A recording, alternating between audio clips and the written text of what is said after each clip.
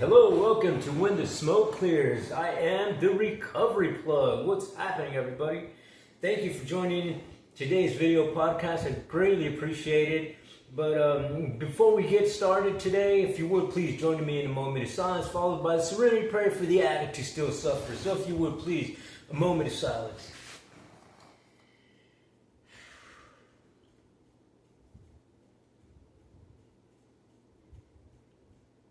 God, grant me the serenity to accept the things I cannot change, courage to change the things I can, wisdom to know the difference. Alrighty, well, let's get started.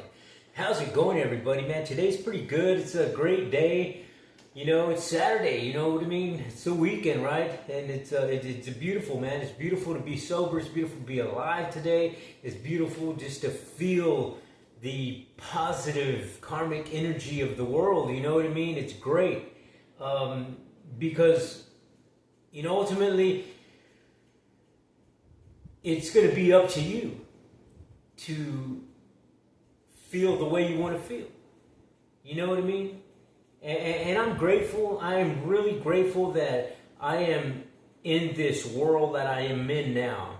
You know what I mean? Because had you caught me 2 years ago, I would have still been in the world of addiction, bound down to the darkness and the negativity, you know what I mean? And my outlook at life at that particular point in time wasn't very good, man. It was just all chaotic and it was all negative. It was dark and it was just something that I would not, want anybody to go through. You know what I mean? And that's the purpose. That's the purpose of doing these videos for me, is to share the message to the addicts who still suffers, for those of you who are still in the struggle. It doesn't matter what kind of addiction it is. You know what I mean? Whatever that's bounding you down in life, that's why I do these videos. That in turn, I may help somebody and encourage someone to come to this world of positivity, spirituality, and recovery, man. You know what I mean? And because it's great, it really is, man. And I mean that from the bottom of my heart and soul, man. It is awesome. It's an awesome way to live, because I have lived both sides of the coin, if you will, and I would much rather be on this side. You know what I mean? So yeah, it's awesome. It's great, and So I guess the topic I wanted to talk to you about today is just the topic of taking care of your mental state, taking care of your brain, and I chose this topic because I watched the video the other day, and it reminded me of something that I had gone through in my life, and that was the part of my journey in addiction was when I had brain surgery done. At one point in time in my life, I had to have brain surgery done, right? And I have these cysts that formed in my spinal cord, and I had to have this cranial decompression for this larynx. I think it's called a cranial decompression surgery, and due to these syringes that I had in my spinal cord, and basically are just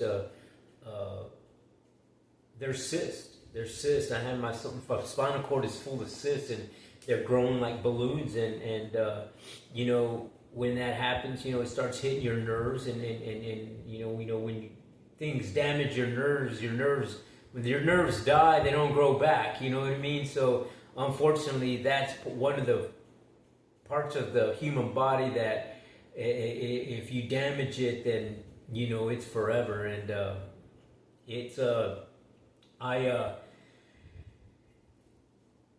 I saw that video, and I'm just like, man, you know what? It just took me back to when I had that surgery. And when I had that surgery done, I was still using. You know what I mean? I wasn't using the drug of choice that I did in my last relapse. My drug of choice then was cocaine, and I continuously use, you know what I mean? And I believe I used cocaine probably, um, gosh, I can't even remember how long it was that I started, but it's about 15 years or so, you know what I mean? So it was a long time of using that drug. And then I got into the hospital. I had to have surgery and that sort of thing. And the bad thing about that surgery was that I was going through this whole emotional situation in my personal life, and on top of that was the surgery. Then on top of that was, you know, either, you know, the doctor tells me that, you know, you may lose some of your senses, you know what I mean? And for those of you, you know, I'm sure everybody knows your senses are critical to your well-being, to how you live your life, you know what I mean? Touch, smell, you know, walking, seeing, hearing, you know, all those things. And, you know, when I got out of the surgery, I didn't have use of my limbs. I couldn't use my legs. So I couldn't walk. You know, that was what happened to me after that surgery. I couldn't use my legs. And to not be able to use your legs, man, that is a scary feeling, you know what I mean? And, you know, it's funny how, you know, sometimes you would think, you know, that would be rock bottom. You know what I mean? You would think that you wouldn't use anymore after that, you know, after going through something like that, you know, but unfortunately for me, that was the only thing I wanted to do. You know what I mean? That was the only thing that I wanted to do, was just to use. And I was just so, you know, it was just a little, I guess, like it was like another obstacle that I had to put into my ninja drug abuser type thing, you know what I mean? Because nobody knew that I used drugs. Nobody knew that I was a cocaine addict. You know, it's not in my family anyway. And I had to figure out how am I gonna fake this one now? You know what I mean? But it made it a little easier, I guess, because I was like, well, I need medication, right? But you know, when I saw that video, it got me to thinking, it's like, man, how extreme do things have to get? How extreme do things have to get for you to recognize that, hey, you know what, maybe you should get help. Maybe it'd be a good idea if, you know, you stop using it. And you know, I did, man. I'm not gonna lie. I stayed in my room for long periods of time and sat there and cried and yelled at God, talked to God, and, you know, of my understanding, and you know, would make these promises, you know what I mean? If you just give me my legs back, and man, I promise I won't use, and I won't do this, and I won't do that. And you know, the list was just growing and growing, you know, of things that I promised to do and wouldn't do, and you know, those types of things. But you know, through perseverance, hard work, and that sort of thing, I finally got to walk again, right? But it took me a while. You know, it took me about 2 years almost to fully recover and walk and exercise and that sort of thing. So, you know, that's a long time. And, you know, I came back pretty strong after that, you know what I mean? And I didn't use, and right after that, I wound up going to a treatment center, and, you know, that treatment center gave me some tools, some refresh your memory tools, if you will, because I've been introduced to AA rooms since like 1987, right? So I knew the program, but I just didn't, you know, it was the furthest thing from my mind, obviously. But I remember when I went to the treatment center, it was like another thing, you know what I mean? It just kind of woke me up in a sense that I went through a few things, you know, after that. And luckily, I stayed clean for a good while, you know what I mean? I did. I stayed clean for a good while. and I got into some. I can remember, my life. Life is always going to throw things at you, right? And it did. And I wound up losing my business. I wound up losing my home. I wound up losing my family, and wound up homeless and in the street. And it wasn't right away that I started using, but ultimately I did. When I wound up in the street, then I just started. I got introduced to meth, and I already knew about meth, and I had used it a few times before, but when I used it, it was crank, and it wasn't meth, and they called it crank. It's the same thing basically, except So this time around, I used it, and man, when I used it, it just gave me this feeling of like I didn't feel the feelings that I was feeling, I guess. It masked the feelings of being sad, it masked the feelings of being depressed, it masked the feelings of being angry, and I used it, you know what I mean? I used it, and I'm just one of those addicts that if I'm gonna do something, I do it there and beyond, you know what I mean? I can't just use it one time and stop, and I mean, it's just like it just keeps going. It didn't stop. It's like a freight train that loses brakes, and it took me 5 years to finally stop. And I'm by the grace of God, I'm glad that I did. I'm glad that things happened the way they did, and it wasn't something worse like not being able to use my legs or whatever. But when I saw that video, I got to thinking. I was like, man, you know what? I wasn't taking care of myself. I wasn't taking care of my brain. Something that I talked to my higher power and told, man, if you give me that time back, if you give me that, the use of my legs back, then I'll do something. I'll do this. I'll do that. And I caught myself now in this time around trying to make good on all the promises that I had promised back then. And I've done some of them. You know what I mean?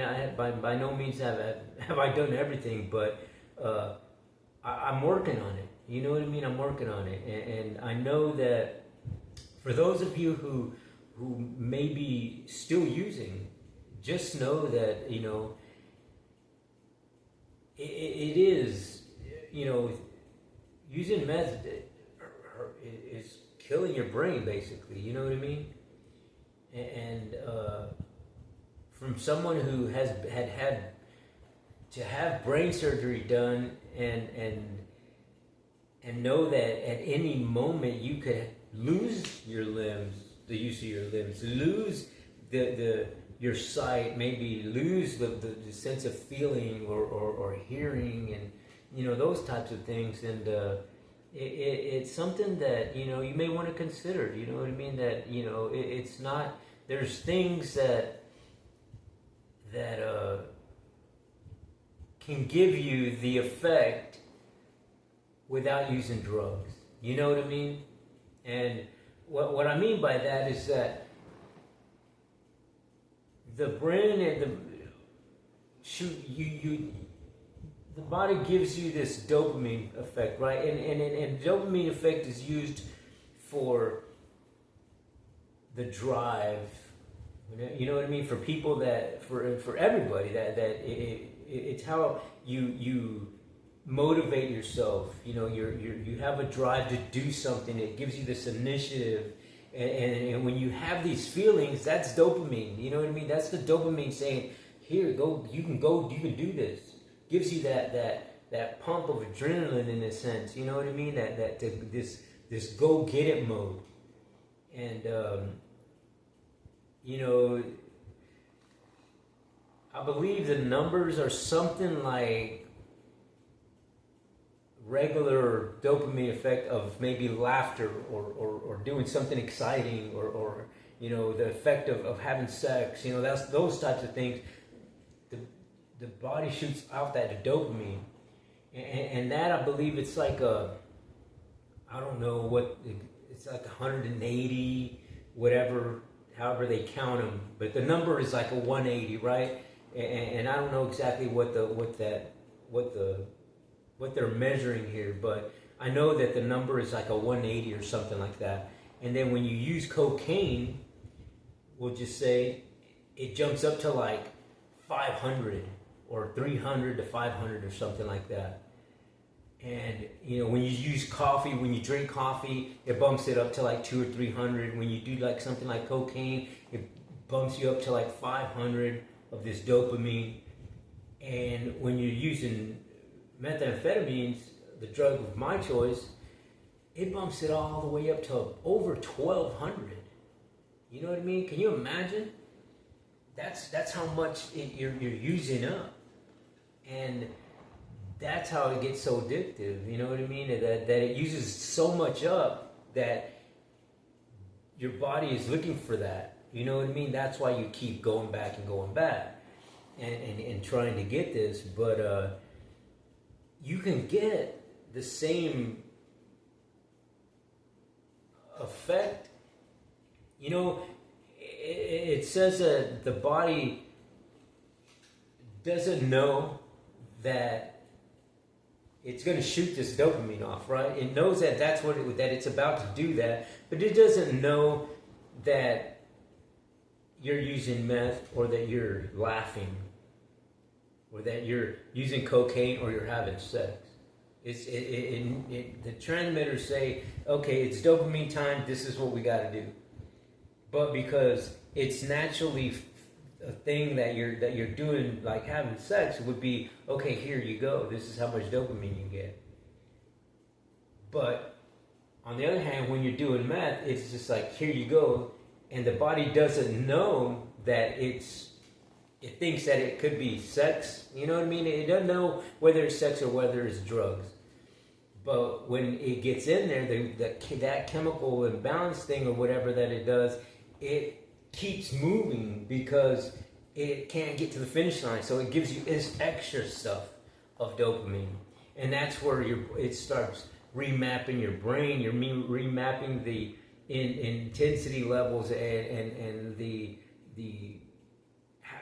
I guess it remaps how it's telling you, the brain, to say, okay, here, let's get rid of all this dopamine.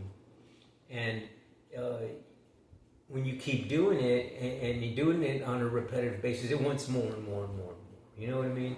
So ultimately, you're faking yourself out. You're faking out the brain or whatever to use more than it should be of dopamine. And in turn there, it starts using more of the other chemicals that it makes, like the serotonin and the adrenaline and that sort of thing. And next thing you know, you're using up more than you need to of the things that is supposed to be taking care of your body. You know what I mean? And so then turn there, things start happening to us. You know what I mean? You start losing sleep, you start getting insomnia, you start hallucinating, you start hearing voices, you're doing psychosis type thing, all these type of things. You know what I mean? You're putting yourself in this, like fake induced state of living, in a sense. Like, you think things are happening, but they're really not. You know what I'm saying? Like, you think you got something crawling on you, but you don't. You start scratching because you think something's there, or you start getting paranoid because you think people are hearing you, or they're looking at you, or whatever. You know what I mean? It just gets deeper and deeper and deeper. It's just like this whole snowball effect.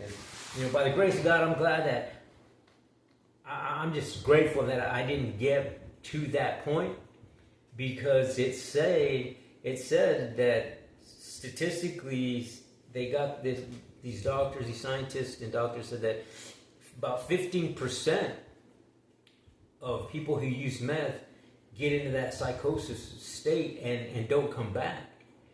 You know what I mean? And I did the math on that, and I was like, man, if 15% of people in my city, which is a city of over 2 million people, and and I did is, okay, what's 15% of 2 million? And I was like, that's 300,000 people.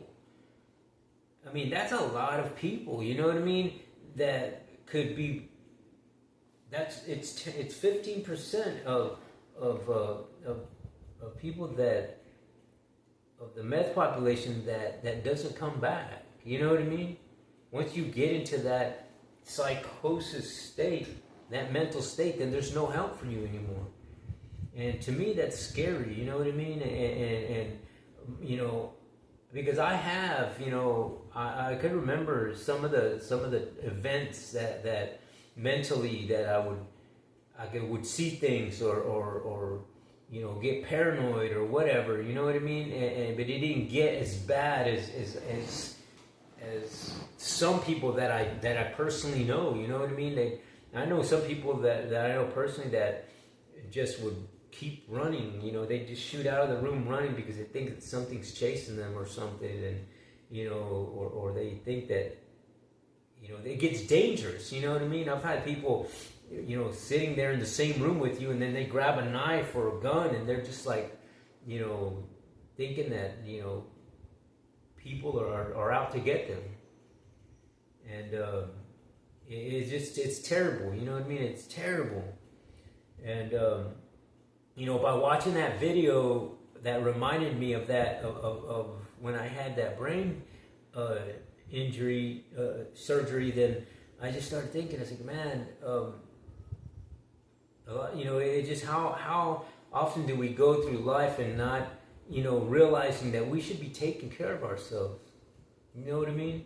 We live life and we live in this toxic environment that, you know, got us, our mind mentally living a certain way, thinking a certain way, and veering off of doing things and thinking things that need to keep us healthy. You know what I mean? That need to keep us alive. That need to keep us focused. And you know, unfortunately, you know, a lot of the things that go on in the environment and in our daily situations keep us in these, you know, what I call these little boxes of life that nobody likes to get out of. You know what I mean? Once you get in your box, in your own little secluded domain, if you will, you don't like to veer off too far from that. You know what I mean? And I've done that for a long time, man. I remember in the addiction, I was just in this one little box, and I didn't. It took me a lot to just get out of that box to go and visit family. You know what I mean? I had to make it. It was a big thing. You know what I mean? Like, oh man, I'm gonna have to stop for a minute, and you know, I would just sleep and seclude myself in a room to sleep, and then I'll say, okay, well, I'll be, once I'm done sleeping, hopefully I'll be here for about 12 hours or so of sleep, and then when I get up, I'll shower, and that's when I'll go and do the visit. And the whole time that I'm doing the visit, I'm thinking, okay, man, I'm looking at the clock because I needed to hurry up because I got to get back to my box. You know what I mean? Something's happening over there. I can't leave it for too long. And that's just the way my mind thought. And, you know, I would go and do my visit with my kids or my, you know, family, whatever, right? And then I would come back. And once I would come back, man, I would feel this relief. Because it was such a big thing that I had to do just to get out of my box and go do that. And man, am I grateful that I don't have to do that today. You know what I mean? Am I grateful that I don't have to stare at the phone for 10 minutes while it's just ringing and ringing and ringing, that it's, you know, my kids or my mom or something, you know what I mean? And I'm just looking at the phone like, oh, I don't want to answer it, because if I answer it, they're gonna know as soon as I start talking that something that something's up. You know what I mean? I don't want to deal with that. I don't want to deal with that emotion. So I'd just say, well, you know, I would just turn the phone off, silent, or, you know, out of sight, out of mind, right? And I'd deal with it later and make up this whole story. You know, oh, I lost my phone, or oh this, or oh that, whatever. You know what I mean? It sucks. Now, you know what I mean? When I think about it, I'm like, man, how much bullshit that I put family through, you know what I mean, by not answering the phone, by not being there for them, and you know, I deal with that guilt, you know what I mean. I do. It bothers me still to this day, but you know, it's just part of my recovery, you know what I mean. It's part of how I'm trying to better myself by doing positive things, by taking care of myself, by you know, paying attention to my body, paying attention to the things that I consume, paying attention to the things that I do, and paying attention to making sure that everything that I do is positive. You know what I mean? I don't want to be back in any of that negative, dark world that I was in. And you know, so I make it a point that when I saw that video, it just kind of reminded me of it could happen. You know what I mean? You could be out, and you know, life could throw a wrench in your life, and the next thing you know, you're dealing with something like not being able to walk. You know what I mean? And then, you know, by doing, you know, meth didn't help by any means. You know what I mean? And it's by doing any drug or whatever. You know what I mean? By anything that's negative like that. But I'm just grateful that I'm able to share a story today, that I'm healthy today. You know what I mean? I'm grateful for that I'm able to do what I'm doing today in my life. You know what I mean? Never in my life did I think that I was even what I was gonna do later in my life. But I attend school now. You know what I mean? And I've attended school before. I got a couple of degrees, but I went back to school. You know, and that's what I'm doing now. You know, I'm spending my time positive and in a spiritual and positive attitude and things that I do. You know, I attend school because I want more knowledge. I want to learn something different, and it's good. You know what I mean? I enjoy it, and I do a lot of reading. You know what I mean? I interact with my kids, interact with my grandkids. You know, I love when they come by and you know, I'm not out in the street, you know what I mean? I'm not out in the street living in motels and living in bandos and tent communities and that sort of thing. I'm doing great, but I just was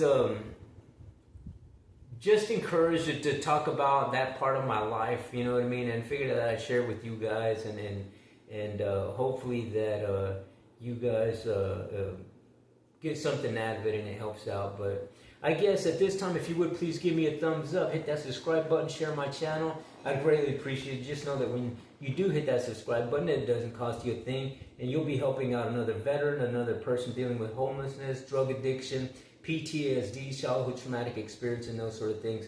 But thank you very much for watching this episode. I greatly appreciate it.